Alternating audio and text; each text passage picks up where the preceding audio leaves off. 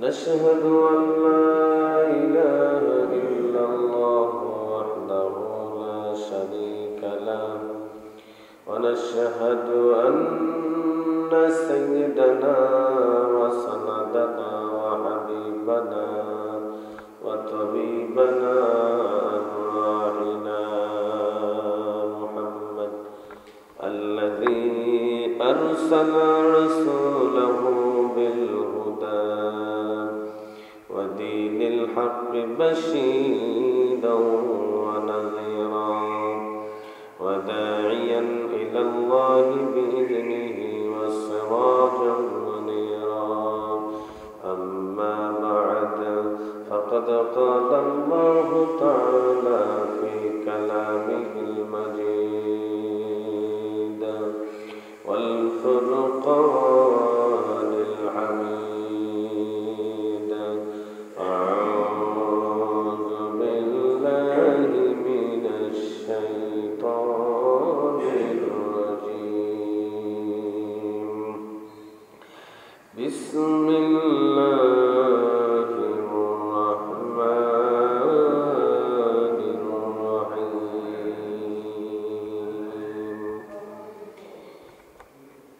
إن أول بيت وضع للناس للذي ببكة مباركا وهدى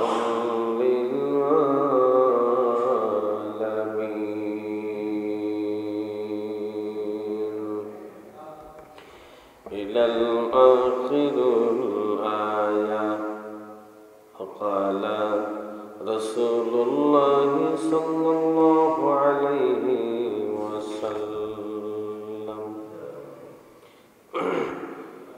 الأمرة إلى أمرة كفارة لما بينهما والحج المبرور ليس له جزاء إلا الجنة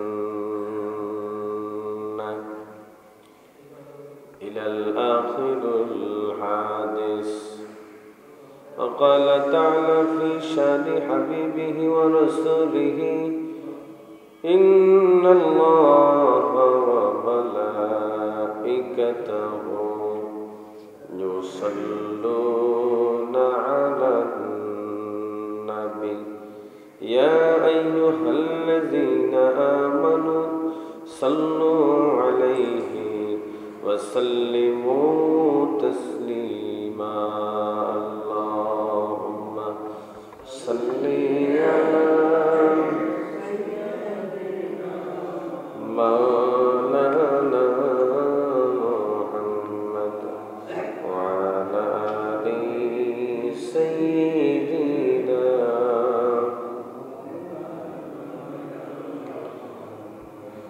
আরবের পরে মক্কা নগরে যেথায় ছিল মা আমিনার ঘর খোদার করুণায় কাউসার হয়ে বইছে বারবার আল্লাহুম্মা সাল্লি مولانا محمد وعلى آل سيدنا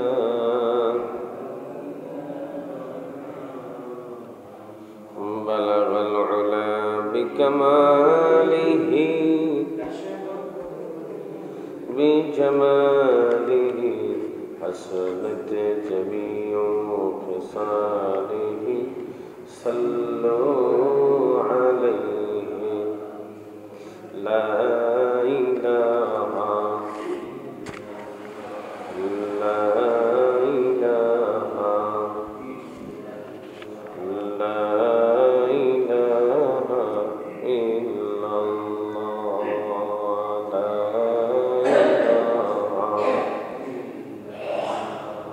لا إله إلا الله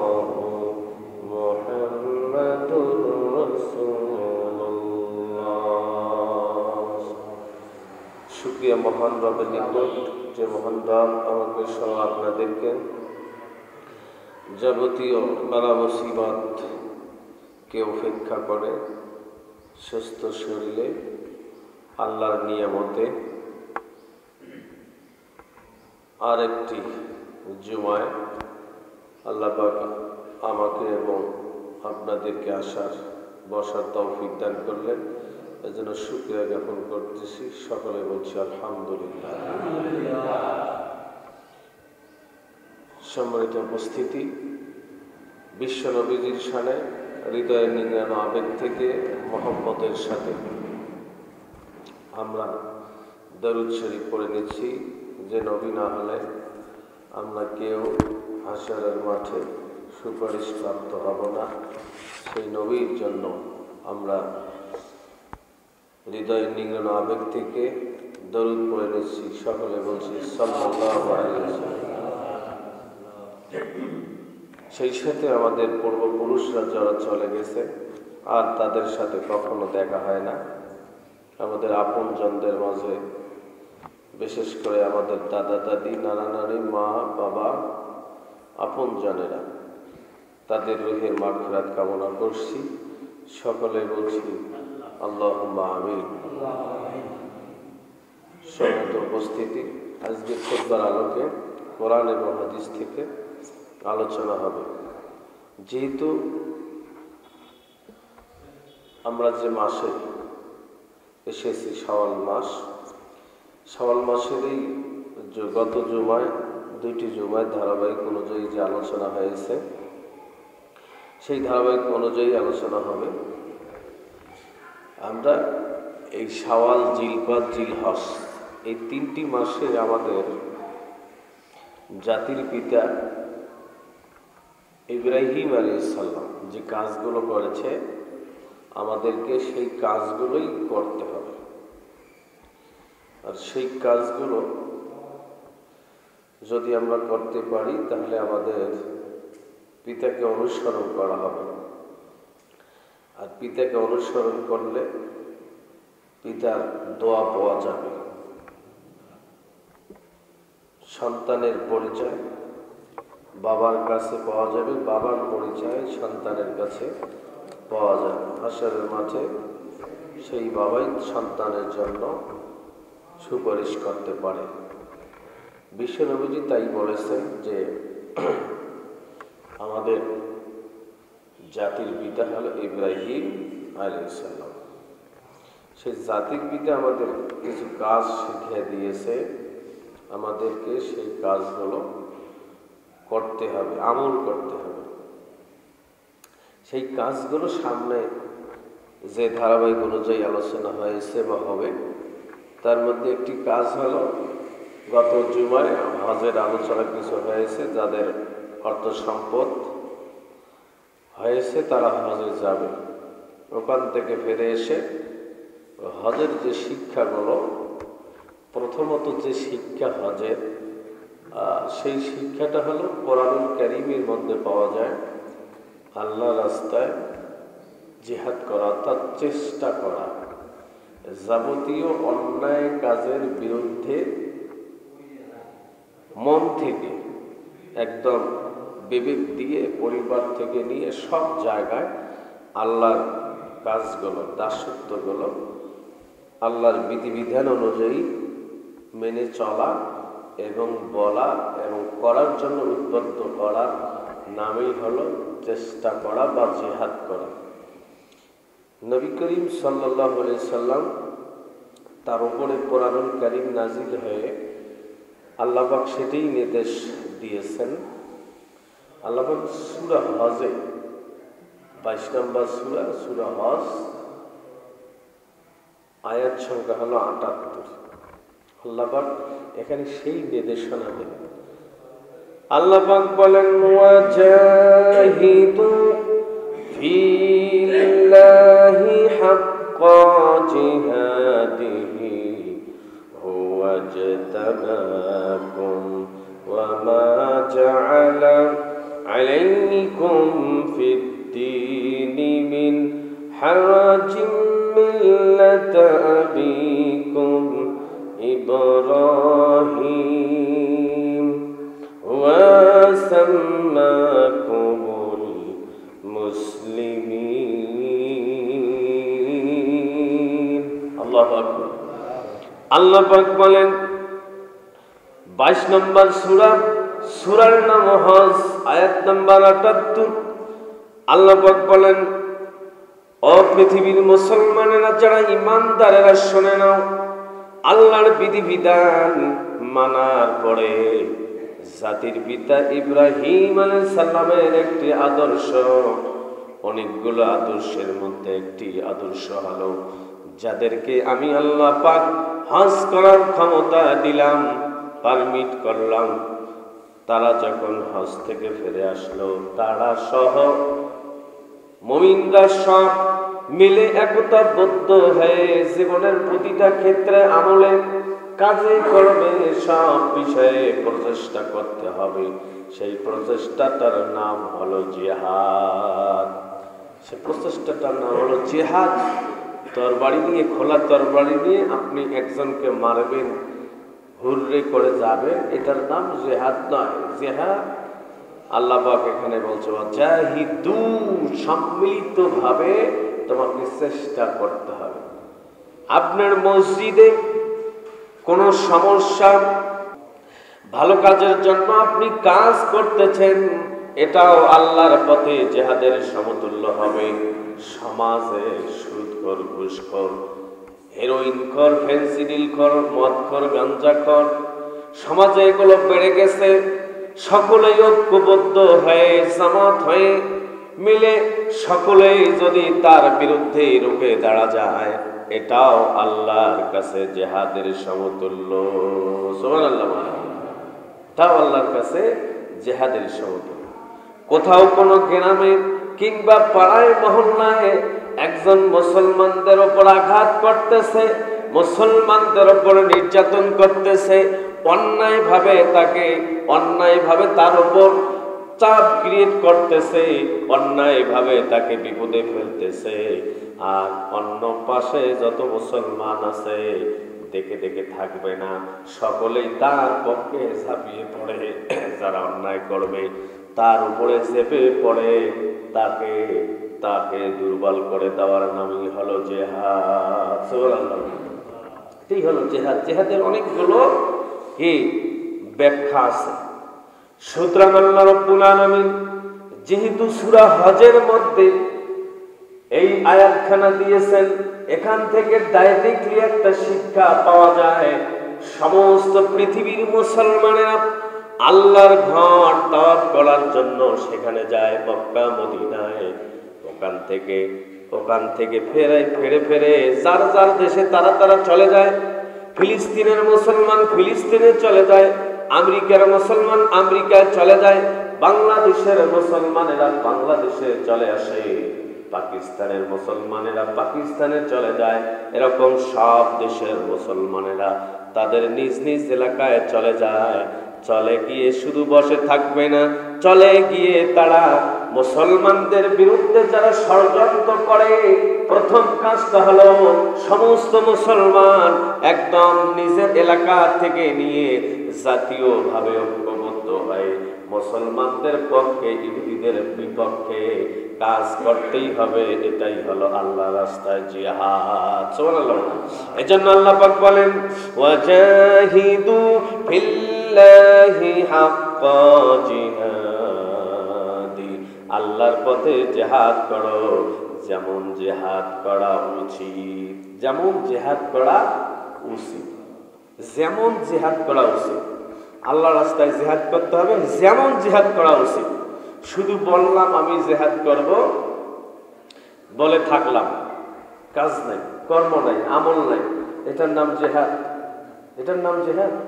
কেউ নিয়ত করেছে হুজুর মুসলমানদেরকে নির্যাতন করে ওরা, আমরা ওদের প্রোডাক্টগুলো ব্যবহার করব না, ওদের শ্যাম্পুগুলো ব্যবহার করব না, ওদের যাবতীয় পোশাকাদিগুলো ইউজ করব না, মন থেকে ঘৃণা করলাম, ওটা ইউজ করব না।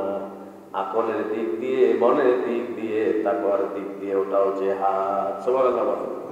এটাও জিহাদ।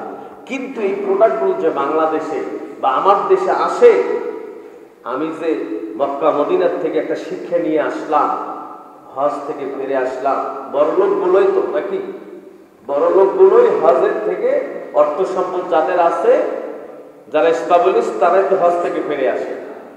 এরাই যদি ঐক্যবদ্ধ হয়ে সংসদ আইন পাশ করে যে আমরা যারা মুসলমানদের উপর নির্যাতন করে অন্য দেশের পাবলিক, তাদের প্রোডাক্টগুলো আমরা বাংলাদেশে ঢুকতে দিব না, ইম্পোর্ট বা যাই বলেন এগুলো বাতিল করা হোক, এগুলো যাতে আমাদের দেশে ঢুকতে না পারে, কারণ তারা মুসলমানদেরকে নির্যাতন করে, তাদের প্রোডাক্টগুলো আমরা ইউজ করব না, কারণ ইউজ করলে তাদের ব্যবসা ভালো হবে, ওই ব্যবসার টাকা দিয়ে তারা আরো অর্থ কি মুসলমানদের বিপক্ষে কাজে লাগাবে, অস্ত্র শস্ত্র বানিয়ে কি রাসায়নিক দ্রবণ অনেক কিছু আছে, এগুলো দিয়ে মুসলমানদেরকে তারা আঘাত করবে, মারবে অন্যায়ভাবে। অতএব এগুলো করতে দেওয়া যাবে না। কিন্তু এই কাজগুলো করতে হবে কারা? আগে যারা এস্টাবলিশড অর্থ সম্পদ যারা আছে, যারা প্রথম সারিতে আছে, তাদেরকে এগিয়ে আসতে হবে। ঠিক না বুঝি? তাদেরকে এগিয়ে আসতে হবে। আজকে গ্রামে গঞ্জে পাড়ায় মহল্লায় দেখবেন মুসলমানদের পক্ষে ওই সমস্ত মুসলমানরা বেশি, মুসলমানদের পক্ষে কাজ করে ওই সমস্ত মুসলমানেরা যারা মাঠে ঘাটে কর্ম করে, যারা কৃষি কাজ করে, যারা গরিব মুসলমান, অর্থ সম্পদ কম, তারাই তাদের অন্তর দিয়ে অন্য মুসলমানদেরকে, অন্য দেশের মুসলমানদেরকে ভালোবেসে ওই ইহুদি বেঈমানদের বিপক্ষে তারা স্লোগান দেয়। ঠিক না বেটি? তাই স্লোগান দিচ্ছে।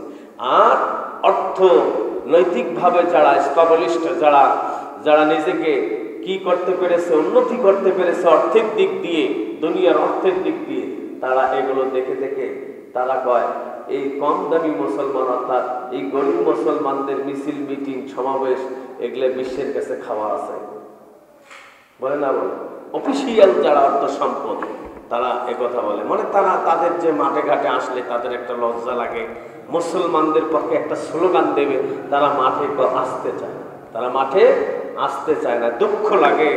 বাংলাদেশের দেখা গেল যারা শিল্প চরিত্রের, যারা মানে চিত্র জগতের, ওই জগতের যারা মানুষগুলো, তারাও সেই ফিলিস্তিনের মুসলমানদের পক্ষে বাংলাদেশে স্লোগান দিল।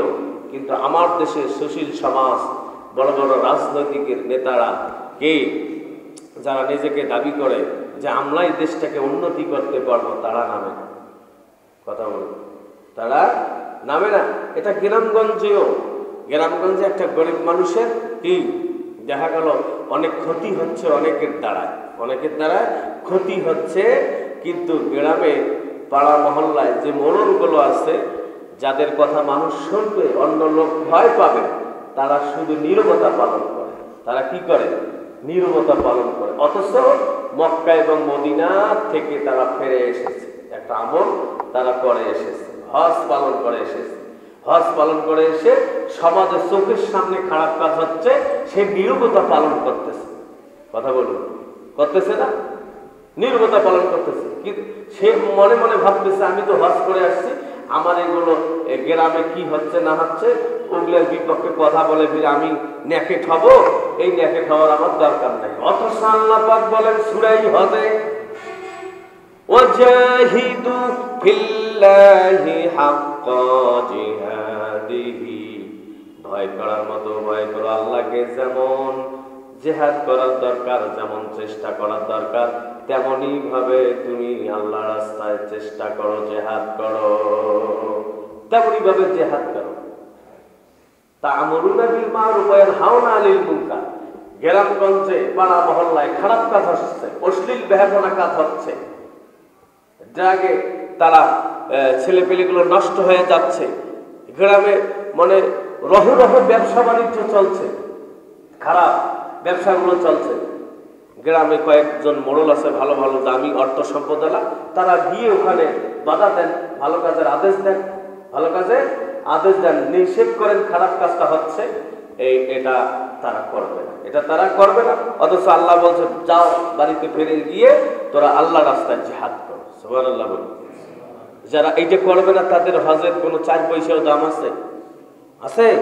তাদের 4 পয়সা দাম নাই। অনুরূপ ভাবে এখন আপনি মনে করলেন যে খালি কি ওটা কি ওদের জন্যই বলা হয়েছে, আমার জন্য কিছু নাই। ওদের সাথে গরিব মানুষের শেয়ার হয়, ঐক্যবদ্ধ ভাবে কাজ করতে হয়। ঐক্যবদ্ধ ভাবে কি করা লাগবে? কাজ করা লাগবে। হুজুর করিতে কি আপনাদের মতো কত হুজুর আছে, কত দলীয় হুজুর আছে, ওই হুজুর গুলা তো হুজুরের সাথে এক হয় না। কইবে নাকি হুজুর গুলা তো হুজুরের সাথে এক হয় না, আমরা কেমন করে এক হব? অথচ আল্লাহ বলছে ওয়া'তাসিমু বিহাবলিল্লাহি জামিআ ওয়া লা তাফাররাকু। আল্লাহু আকবার। আল্লাহ পাক সূরা আলী ইমরান 103 নম্বর আয়াতের ভিতরে এই কথা বলেন, এই বিশ্বের মুসলমানেরা, ঈমানদারেরা, এখানে আয়াতটার অর্থ হলো তোমরা সকলেই মিলে ঐক্যবদ্ধ হও আল্লাহর দ্বীনকে প্রতিষ্ঠিত করার জন্য। সুবহানাল্লাহ বলেন। আল্লাহর দ্বীন ভালো না খারাপ? ভালো। তাহলে সমাজে যেটা ভালো কাজ হবে, এই ভালো কাজের পক্ষে ঐক্যবদ্ধ হও। তাদেরকে বলছে আল্লাহ। তাদেরকে বলেন? ইহুদিদেরকে বলছে? বেঈমানকে বলছে? নন মুসলমানদেরকে বলছে? তার আগের আয়াতটা 102 নম্বর আয়াত, 101 থেকে 103 নম্বর আয়াতের মধ্যে সুন্দর ব্যাখ্যা পাওয়া যায়, আল্লাহর বক্তব্য পাওয়া যায়।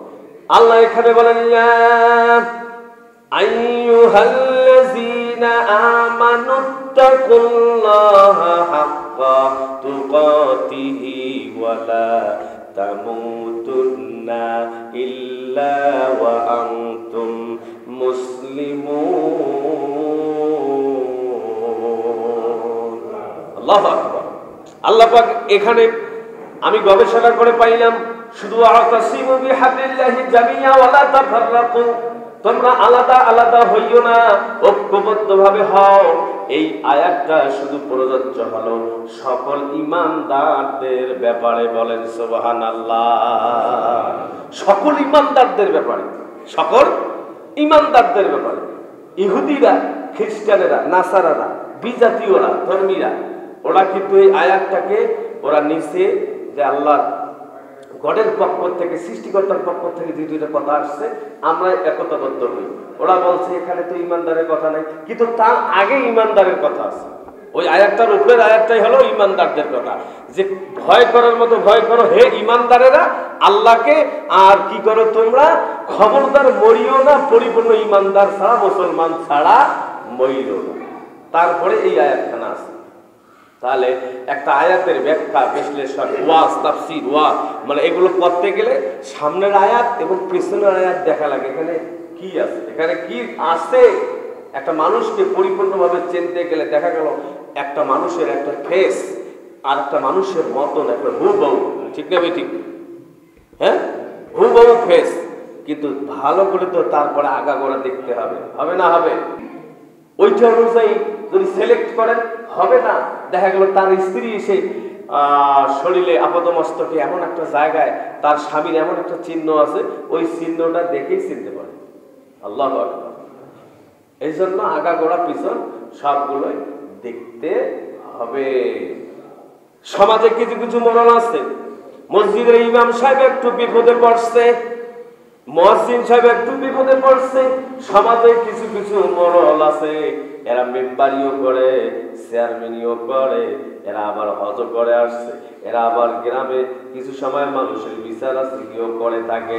এরা জানে যে হুজুরের ওপর কে এটা করেছে, ওরা ওটা ঢেকে ধুয়ে কুট কুট কুট কুট করে হাসে যে হুজুর বিপদত পড়ছে, হুজুর বিপদত পড়ছে, কুট কুট করে হাসে। অথচ তার কথা ছিল আল্লাহর পক্ষ থেকে, সে সম্মিলিতভাবে চেষ্টা করো এখানকার কুলুটা বের করো। কে একজন ইমানদার ব্যক্তিকে আঘাত করেছে, কে আমার মুসলমান ভাইকে আঘাত করেছে, তার প্রতিঘাত করার জন্য আমাকে এগিয়ে আসতে হবে, চেষ্টা করতে হবে, চেষ্টা করতে হবে। চেষ্টাটাই জিহাদ। সুবহানাল্লাহ বলে। কিন্তু সম্মিলিতভাবে। কিভাবে? সম্মিলিতভাবে।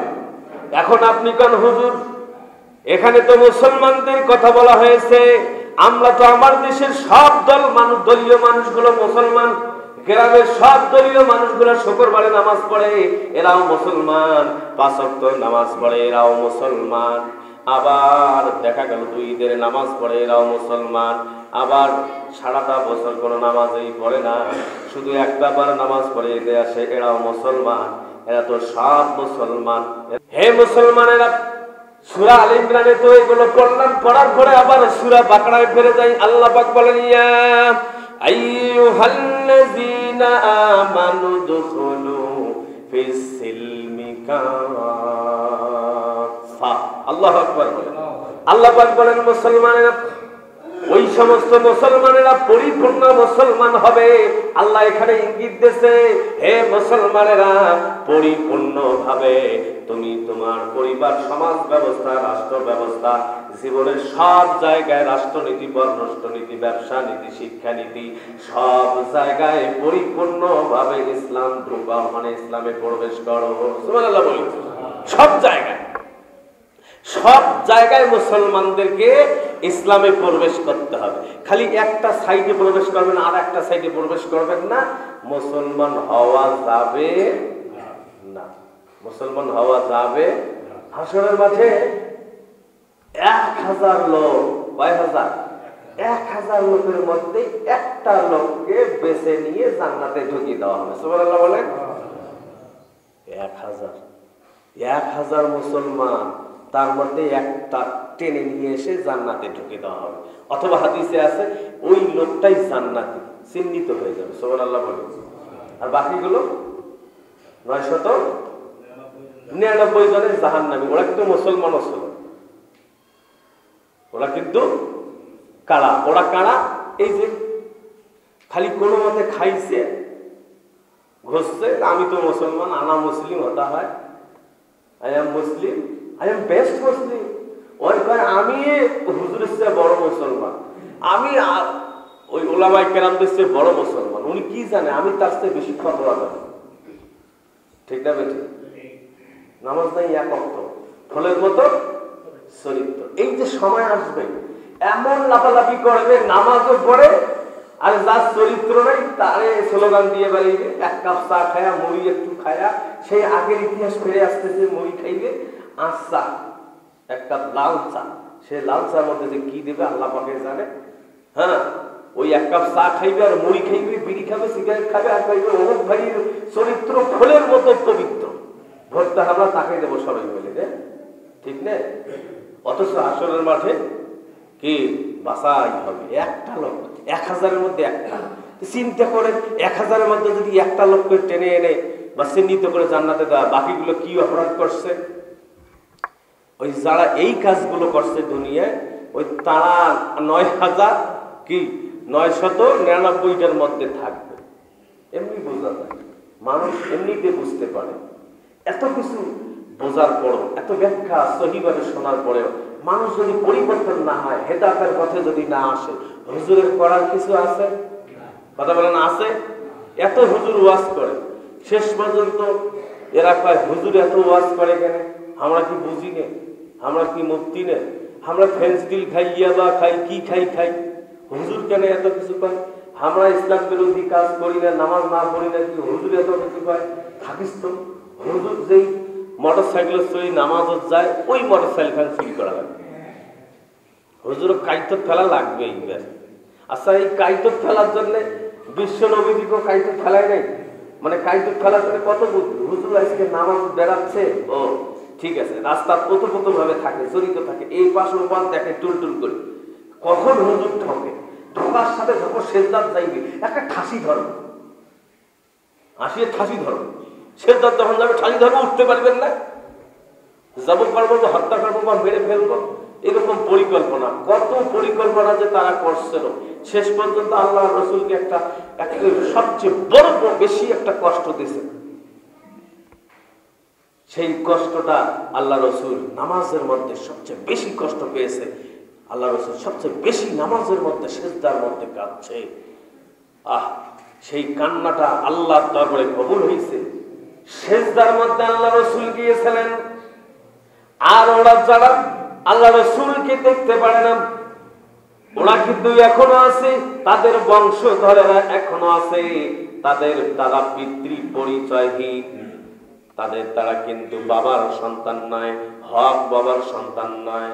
যেমন আল্লাহ এখানে এই আয়াতের মধ্যে, হজের আয়াতের এই আয়াতটার মধ্যে যেটা তাফসীর করতেছি, এটার মধ্যেই আল্লাহ পাক বলে দিয়েছেন, হুয়া সাম্মাকুমুল মুসলিমিন।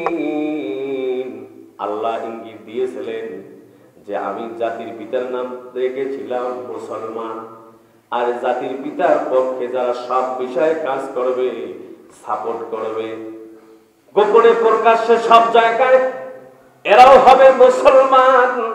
আর এই মুসলমানদের পরিচয় আছে, তাদের পরিচয় হলো তাদের বাপ আছে একজন, জাতীয়গতভাবে তার বাপের নাম হলো ইব্রাহিম আলাইহিস সালাম। সুবহানাল্লাহ। তাদের বাপের নাম হলো ইব্রাহিম আলাইহিস সালাম। এই বাপের কাজ যারা করবে না, বাপ যে কাজ শিখিয়ে দিয়েছে, যে কাজ করার জন্য বলেছে, যেটা করেছে উনি, এই কাজটা যারা করবে না, তাদের পিতৃ পরিচয় আছে? কথা বলে। তা যারা ধুকে ধুকে এভাবে নবী রাসূলদেরকে, ওলামায়ে কেরামদেরকে, সাহাবীদেরকে, খোলাফায়ে রাশিদুনদেরকে যারা কষ্ট দিয়েছে, তাদের পরিচয় নেই, তাদের বাপের পরিচয় নেই, তাদের বাপের পরিচয় নেই। আর যারা বাপের পরিচয় নেই, তারা তো কষ্ট দেবে এদেরকে, তাদেরকে। যারা ভালো পথে আছে, যারা হেদায়েতের পথে আছে, আল্লাহওয়ালার পথে আছে, তাদের কষ্ট হবে, ইমানদারদের কষ্ট হবে। আল্লাহ বলছে, ইমানদারেরা এটা মেনে নাও, এটা মেনে নাও, এটা ক্ষণিকের জন্য, এটা মেনে নাও তো, ক্ষণিকের জন্য এটা মেনে নাও তো, তোমার জন্য একটা আছে বরাদ্দ। আল্লাহু আকবার বলে। সেই বরাদ্দটা মরার পরে তো আল্লাহ দিবে, দেবে না? দেবে না? আপনার একটা জিনিস, আপনার হক একটা জিনিস ক্ষতি হলো, ওটা আপনি এটার সমপরিমাণ মূল্যে আপনার যে অর্থ, আল্লাহ হাসরের মাঠে ওর ঘাড়ের উপর দিয়ে নিয়ে নেবে, ওর 14 গোষ্ঠীর উপর নিয়ে নেবে। কারণ একটা নেককার সন্তান, আল্লাহ রাসূল বলেছেন, একটা নেককার সন্তান কামনা করো। এই ছেলেগুলোর বাবা কারা? এই ছেলেগুলোর মা কারা?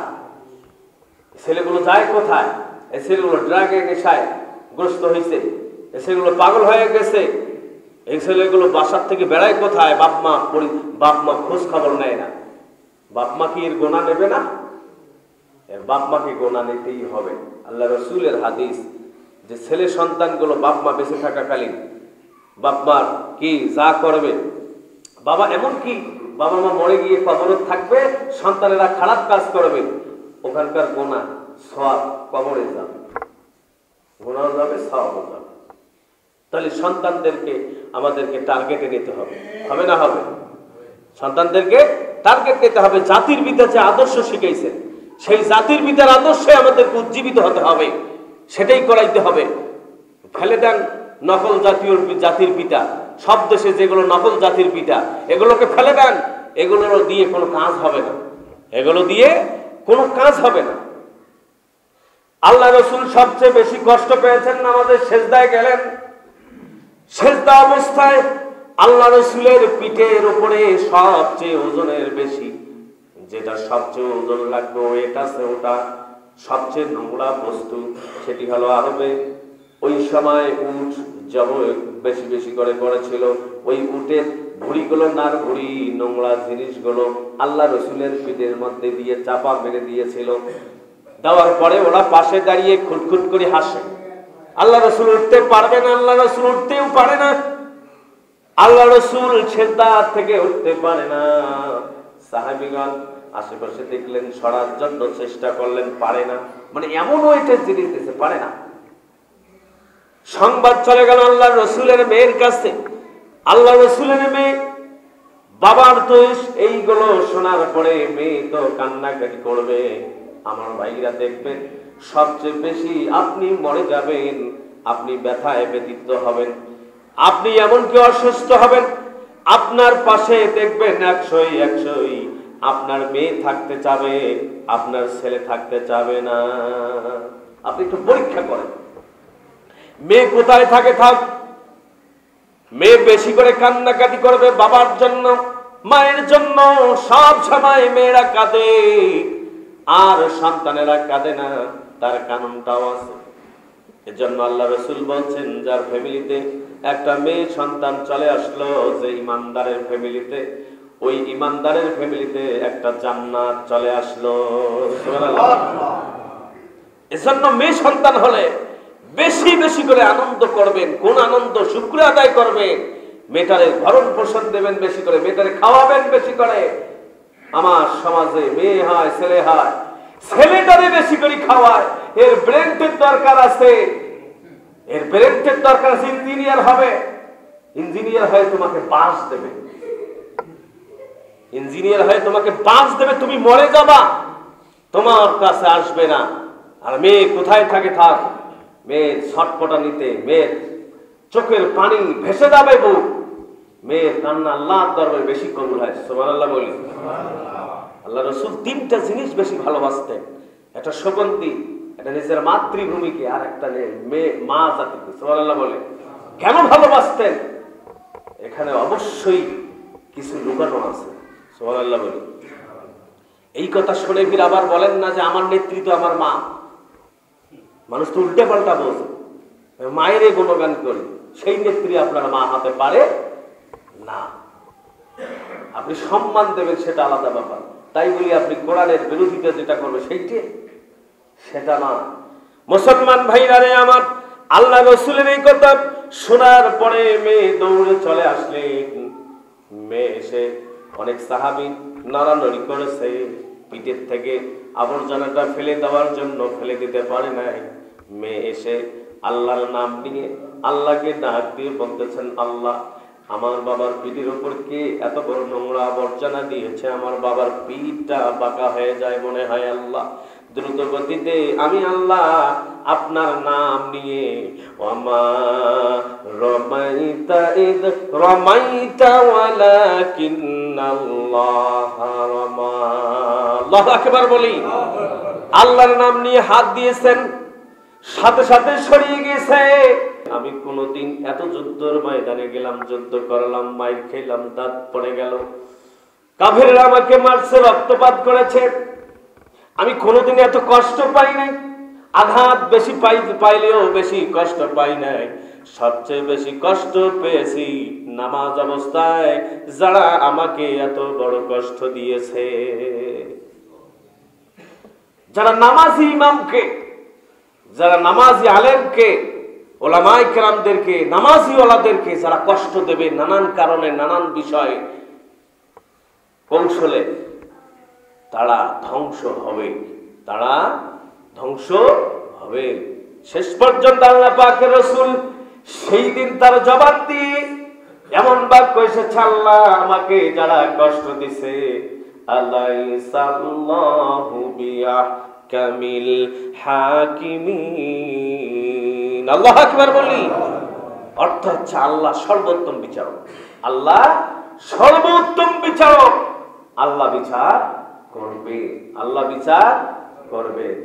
সারা গায়ে কি এমন অসুখ হয়ে, হাত নুলা হয়ে, নেংরা হয়ে পড়ে গজবে মারা গেছে উকবা ইবনে মুইতের দলেরা। উকবা ইবনে মুইতের দলেরা ওখানে কয়েকজন, 13 থেকে 14 জন, ওই মানে তাদের একটা সহকর্মী ছিল, আল্লাহ রাসূলকে কষ্ট দিছে। তো এরকম আমাকেও যারা কষ্ট দেয়, আপনাকেও যারা কষ্ট দেয়, কোন মুমিন মুসলমানদেরকে অন্যায় ভাবে যারা কষ্ট দেয়, যে কোনো লোককে আল্লাহ পাক ওই অন্যায়টা দ্রুত গতিতে দেখে ফয়সালা দিয়ে দেয়। সুবহানাল্লাহ। এজন্য আল্লাহ পাক বলছেন, আলাইসাল্লাহু বিআহকামিল হাকিমিন। হে নবী, আল্লাহ কি উত্তম বিচারক নন?